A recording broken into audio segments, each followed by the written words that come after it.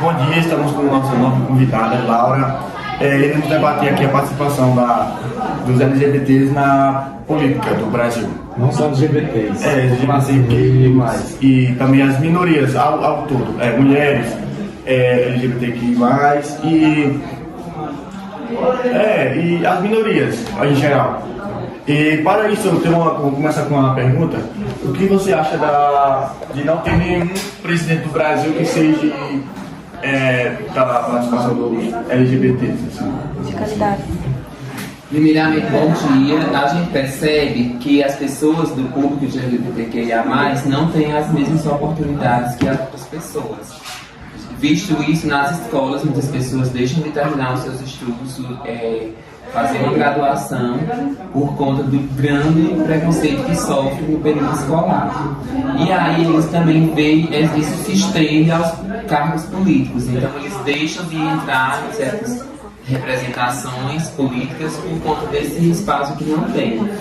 Só que a gente já percebe uma grande mudança hoje, a gente já vê que muitas pessoas já conseguem entrar com muita luta na política. Nós temos deputados LGBTQIA+, temos deputadas também, mas ainda existe essa grande rejeição, porque o Brasil, assim, não só o Brasil, mas com toda a comunidade que existe no mundo todo, ela tem esse certo preconceito em colocar uma pessoa do público LGBTQIA+, em um cargo público, seja ele a presidência, ou seja ele como deputado, governador, até mesmo dentro das escolas, como professor ou como vereador, prefeito de cidade, ainda existe grande restrição que as pessoas não podem participar por serem deste público. Que na verdade não é nenhum defeito, né? É uma pessoa que tem um gênero diferente e que precisa ser respeitada assim como outro qualquer. Tem a mesma capacidade que outro que seja de um gênero hétero. Ela tem a mesma capacidade ou até melhor. Só mudar a escolha sexual apenas. Então, você acha que o novo governo de agora, o governo Bolsonaro, reforçou esse preconceito? Porque ele se demonstrou ele é homofóbico. Com certeza, eu vejo assim que dentro do governo dele não há espaço para essas pessoas. Dentro do governo, tanto como na participação na política, como nas escolas, em qualquer instituição, esse direito é vedado. Embora ele faça algumas entrevistas com pessoas do público LGBTQIA+, que dizem que apoiam tudo, mas sabemos que ele não apoia, que na verdade o que ele queria era que não existisse essas pessoas na Terra, que só existissem pessoas héteras e que essas pessoas, nós LGBTQIA+, somos uma mancha para o país, como ele já fala em algumas entrevistas dele. Então eu acredito que ele na presidência acaba sendo mais um obstáculo para nós conquistarmos algum espaço. Tipo, quando ele faz essas entrevistas com o público LGBTQIA+, é mais também pela chamar atenção, uma forma de chamar atenção, algo que ele quer desfazer apagar, passar borracha no passado, fazer como ele quer através de, porque ele vai estar falando para as câmeras, para o Brasil inteiro, né? E ele vai querer ganhar pontos com a comunidade. Então ele vai fazer, teve até uma vez que ele postou uma foto com a Inês Brasil, que embora ela não seja do público LGBTQIA+, mas ela é uma grande apoiadora. E aí isso fingiu tanto, isso aí colocou nós LGBTQIA+, de uma forma, um jeito estranho, porque nós sabemos que ele não apoia. Eu postei essa foto com ele, mas nós sabemos que ele não apoia. Ele fez aquilo ali só para demonstrar que ele apoiava e tudo. Igual ele nega muita coisa que ele diz em entrevistas quando ele vai para o público, ele acaba negando, dizendo que não aconteceu. E não tem espaço. Infelizmente, é a coisa que a gente precisa dizer, nós não temos uma representação que apoie todas as classes. É uma presidência, é um governo que apoia apenas o que ele, dentro do padrão dele, são pessoas normais para uma comunidade. Então ele acha que nós somos pessoas anormais, ele acha que as mulheres não têm capacidade, ele acha que os negros também não têm mais o espaço que deve ter, porque são pessoas, a cor da pele não importa. E quando na verdade isso não existe. Do mesmo jeito que o branco, do mesmo jeito que o homem, do mesmo jeito que a mulher, do mesmo jeito que o gay, que a lésbica, que o trans desenvolve um papel, todos desenvolvem igual. Né? Ele só não tem a oportunidade de desenvolver. E ele mesmo Tem falou. uma citação aqui de uma publicação que eu estou vendo agora. Eu queria até ler, para saber de sua opinião. Na atual legislatura do Congresso Nacional, são negros 124 deputados e deputadas, entre 513. São 3 senadores, entre 81. São 32% dos prefeitos e prefeitas e 44,7% dos vereadores e vereadoras.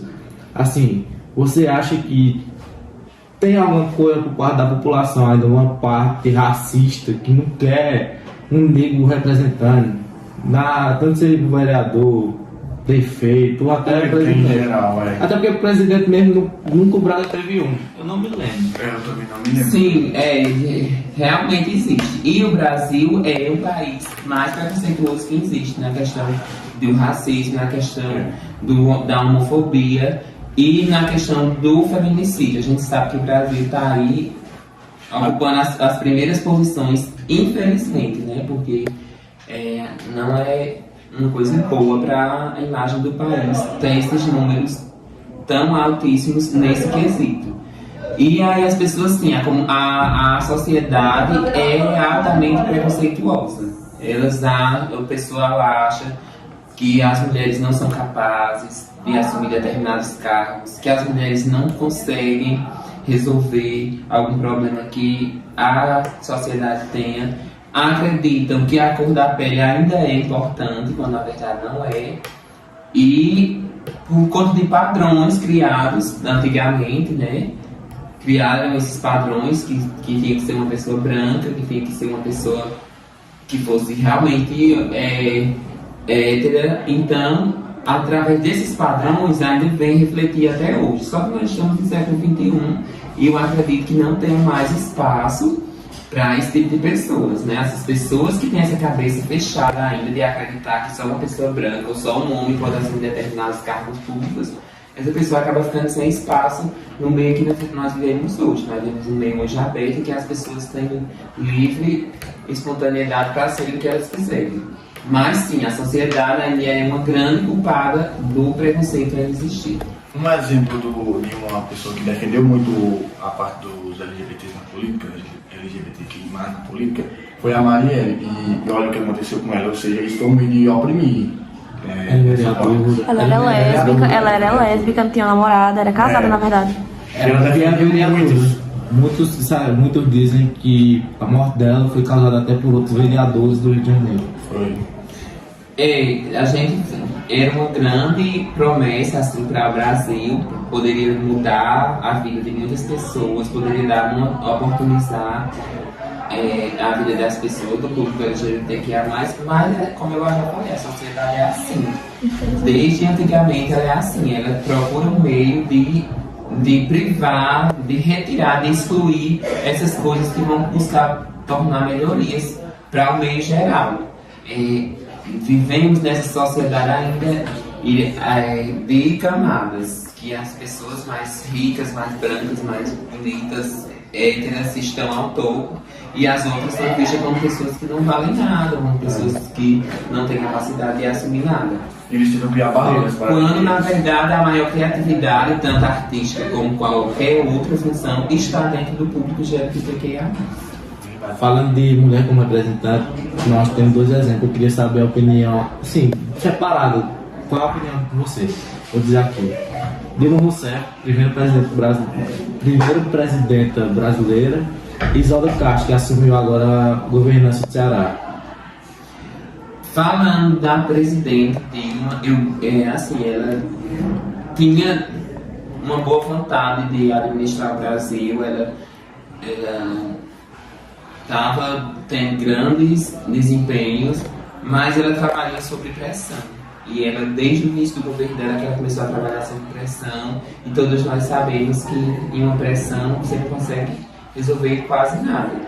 E aí ela ficou ali um certo tempo, mas depois, né, foi traída pelos próprios ministros dela e saiu. Mas a minha opinião sobre ela é que ela é, sim, uma grande representante das mulheres, e como presidente representou muito bem, mas que infelizmente teve seu direito de governar vetado, né, por uma minoria machista, né, foi isso que aconteceu.